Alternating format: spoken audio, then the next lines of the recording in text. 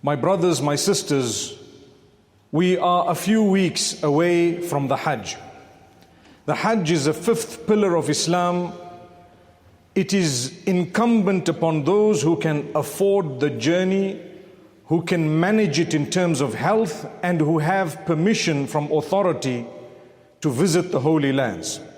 That is called istita'ah, the overall ability. It's not only about finances, it also has to do with your health and whether you are actually able to go. And it also has to do with whether or not you have the permission to be there by authority in that particular land. If you have all of that, you would then be one of those whom it is incumbent upon. If you delay it unnecessarily, you would be sinful. May Allah make it easy for all the Hujjaj, all those who are planning to go, all those who shall be going for the Hajj. May Allah make it easy for them and accept it from them. However, have you ever thought to yourself, why is it that Allah made this compulsory a journey? You've got to go to Mecca. I was once asked by a non-Muslim, what's the big deal? And I said, there's a very big deal, subhanallah, a huge deal, why not? You may not understand it, but we do as Muslimin. So I thought perhaps we'd revise the history of it and see and refresh so that our hearts can yearn once again to visit the Holy Lands. The one who goes for Hajj, the Prophet ﷺ clearly says he will come back pure and clean with all his previous sins forgiven. In fact, as pure as the day he was born. And we always have been told that it's even purer than that. Have you thought of it? Why is it purer than that? When you were born, you came with a slate. What was on that slate? Nothing, zero. When you go for Hajj, your slate is not returned to zero. Only the bad is wiped out. What about the good? It stays there. My brothers, my sisters, remember one thing. Ibrahim alayhi salatu wassalam sacrificed a lot. Yet, he was known as Khalilullah, the friend of Allah.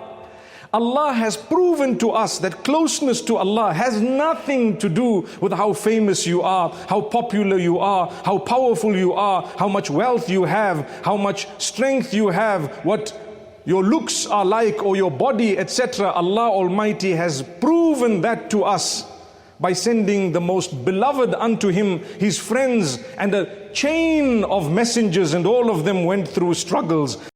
So the closer you are to Allah, the more challenges you will face in your life. The closer you are to Allah, the more people will make your life difficult, because Allah wants you to trust Him fully. Let's go back to this history. So remember Ibrahim alayhi salatu wassalam, when he was young, he grew up in a home that was not Muslim. But he always searched for the one deity who made him, because he always knew deep down that the only one worthy of being worshipped is the one who made me, no one else, nothing else. And so he looked at the stars, he looked at the moon, he looked at the sun, he looked at other creatures of Allah Almighty, but he refused. He said, no, man, these things, they are there, then they disappear, they are big, and then they become small and they are not there. The sun is huge and then it goes away. He says, no way. Don't be mistaken, he never ever worshipped them. He only considered and contemplated. That's what happened. But he didn't worship these creatures. He continued further and further until he says, وجهت وجهي للذي فطر السماوات والأرض حنيفا وما أنا من المشركين.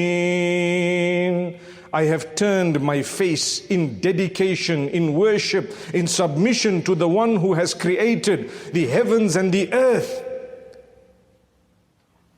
And I will not be from among those who associates partners with him.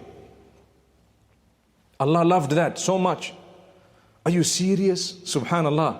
Are you serious in that statement that you will only worship the one who made you? Are you serious that you will only worship He who made the heavens and the earth? Call Him the maker, the creator, the nourisher, the cherisher, the one in absolute control of every aspect of your existence and mine and entire existence. Are you sure He is the only one you are going to worship? If the answer is yes, well, we have to test you, because Allah says, أحسب الناس أن يتركوا أن يقولوا آمنا وهم لا يفتنون. Do people think it's okay and enough to just say we're believers and then they're not tested regarding that belief? Allah says we tested those before you in order to distinguish those who are truthful and those who are not. So what does Allah do? Allah Almighty begins to put in your path trials, tests, and each time there is a trial, what does it do? If you're a believer, it draws you closer to Allah, and you lay your trust in Allah and your conviction in Allah. How many problems have you and I been through in our lives? Say for example, how old are you? You might be 20, 30, 50. The older you are, the more challenges you've had. You might have had such massive challenges in your life where at that time you thought, I'm not going to come out of this, and today you're sitting like a king. Subhanallah. Am I right or wrong?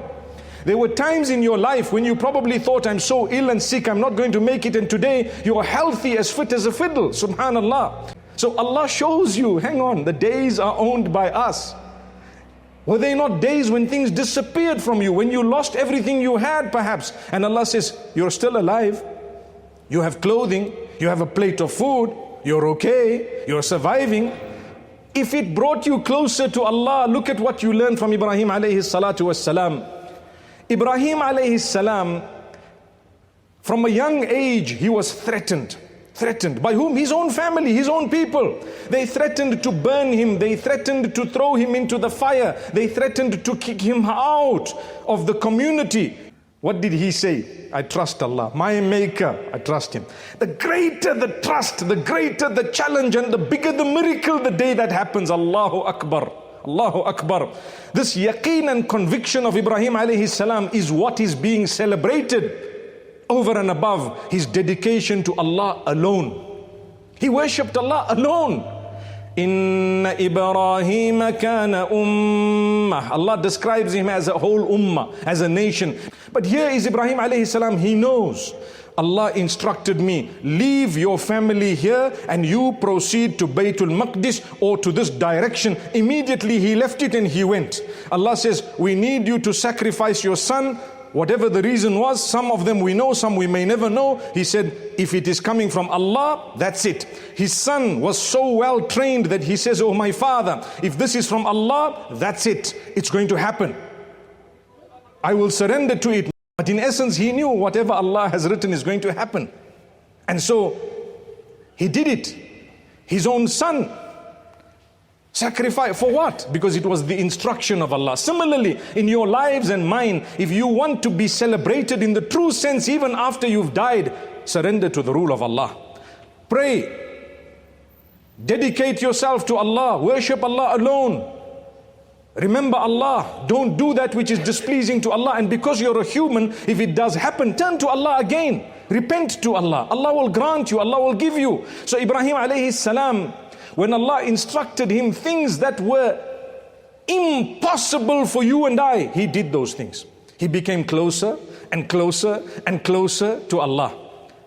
Allah says, Inna hadha lahuwal bala'ul mubin. Allah says, this is clear-cut test from Allah.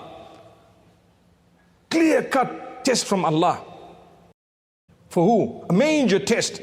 Ibrahim alayhi salam. That is the Hajj. Allah loved it so much. Nothing stopped him from worshipping Allah. No amount of threat, no amount of harassment, no amount of execution of threats stopped him. They said, we'll kick you out. He said, do what you have to. I have Allah with me. Who do you have with you? Subhanallah. May Allah Almighty protect us.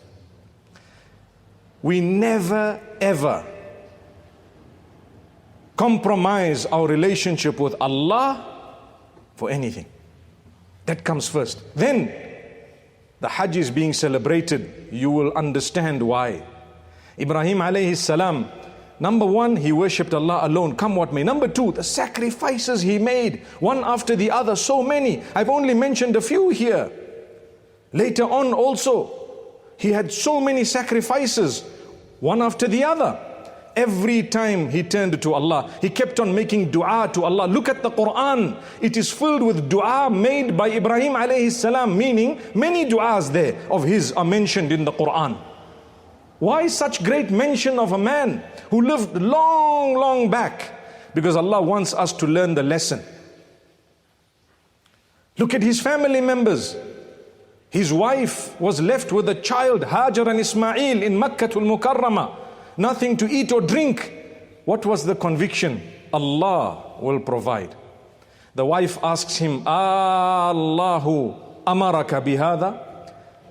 Is it really Allah who asked you to do this, meaning to leave us here in this barren land with no one? And obviously, he kept on going. Yes, it was Allah. Some time later, what did they need?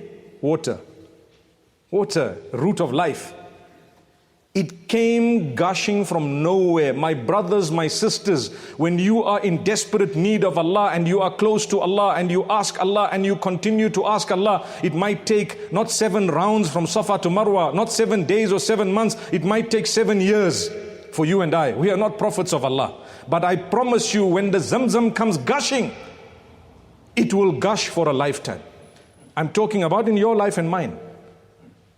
We're talking about sustenance. You will be shocked what Allah's done for you in 7 years. But be patient. Don't lose patience. We are too impatient. Today you suffered a loss. Hang on. Be patient. Continue in your relationship with Allah. A day of victory has to come 7 years from today. Like I said, all of us, how many problems have you had in your life? I'm repeating it because it's a very important question. Were they not days in your life when you thought, I'm not going to make it, and today where are you sitting? Subhanallah. Beyond imagination. But that time you were crying, you thought Allah's not responding. Look at where you are today. You're sitting so happy. You're sitting with such goodness. Where is the gratitude to Allah? What happened to those days when you were saying, Allah's not listening to me? Where did all that go? And then guess what? Another test is also coming soon, because that's the nature of life. So many narrations show you the greater the test, the greater the reward. When Allah loves you, He tests you more. He will give you the challenges. So may Allah Almighty strengthen us. That is the Hajj.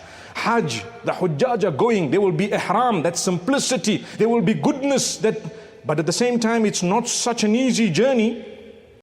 My brothers, my sisters, all of that put together, always ask yourself and remind yourself, this is Ibrahim alayhi salam, and then Muhammad sallallahu alayhi wasallam. These are the sacrifices of those who were chosen by Allah. You would like to be chosen in a different way by Allah? Learn to sacrifice for the sake of Allah. Don't become despondent. Small thing happened in your life. You lost a loved one. Yes, it's a very big challenge. It's a huge test for you. But guess what? That's the sunnah of Allah. It's the way of Allah. It's the plan of Allah. May Allah make it easy for us the day we go. May Allah Almighty grant us goodness.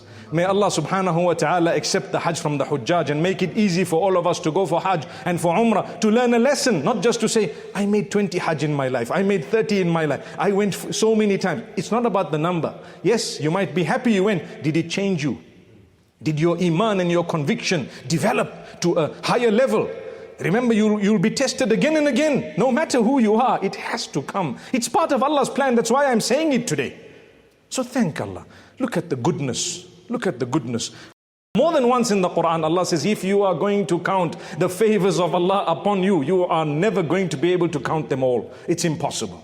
That's a challenge from Allah. So start counting. Let's check the list. Every day you'll be writing more and more things until the day you die. You'll keep on writing and there'll still be things you've left out.